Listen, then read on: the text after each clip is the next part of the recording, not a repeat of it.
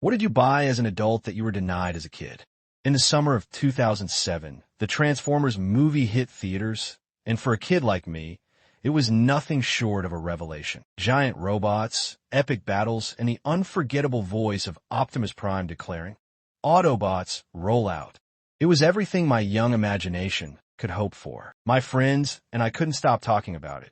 And soon, the toy aisle at every store became our favorite destination. The Transformers toys based on the movie were incredible, sleek, detailed, and full of moving parts that brought the characters to life. But for me, those toys remained firmly on the shelf. My parents, practical and budget-conscious, always had a reason to say no. "They're too expensive," my mom would say, or, "You already have enough toys." And to be fair, they weren't wrong. Times were tight, and a $40 Optimus Prime figure just wasn't in the cards. Instead, I had to make do with the action figures and cars I already owned, using my imagination to pretend they were Transformers. I remember one particular Christmas when I asked Santa for Bumblebee. I wrote a detailed letter, even including a drawing of the specific toy I wanted. But when I unwrapped my presents that year, Bumblebee wasn't among them. I tried to hide my disappointment, knowing my parents had done their best. Still, I couldn't help but feel a little pang of envy when I saw my friends showing off their collections. As I grew older, Transformers toys became a distant memory. High school brought new priorities, and by the time college rolled around,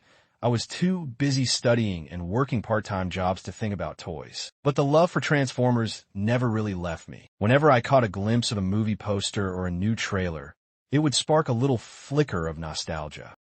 Then, a few years ago, I was walking through a mall when I saw a toy store with a display of Transformers figures in the window. There they were, Optimus Prime, Bumblebee, and even newer characters I didn't recognize. I felt like that wide-eyed kid again, staring at the toys I'd once dreamed of owning. On a whim, I stepped inside and picked up a Bumblebee figure from the shelf. Turning it over in my hands, I marveled at the intricate design and how it transformed from car to robot, just like in the movies. I didn't buy it that day, but the seed had been planted. Over the next few weeks, I found myself looking up Transformers toys online, reading reviews, and watching unboxing videos. Eventually, I decided to treat myself. I ordered the studio series Optimus Prime from the 2007 movie, a figure I had coveted for over a decade. When the package arrived, I felt an excitement I hadn't experienced in years. Carefully, I opened the box and transformed Optimus from truck to robot, savoring every click and snap of the parts. It was everything I'd hoped for as a kid and more. Holding the figure in my hands felt like reclaiming a piece of my childhood. That first purchase led to another,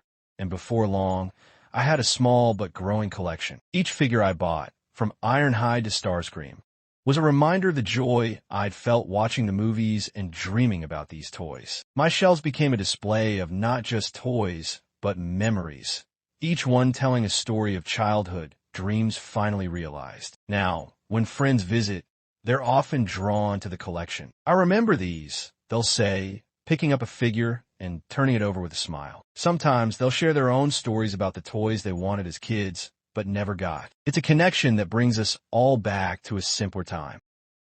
Buying Transformers toys as an adult isn't just about nostalgia.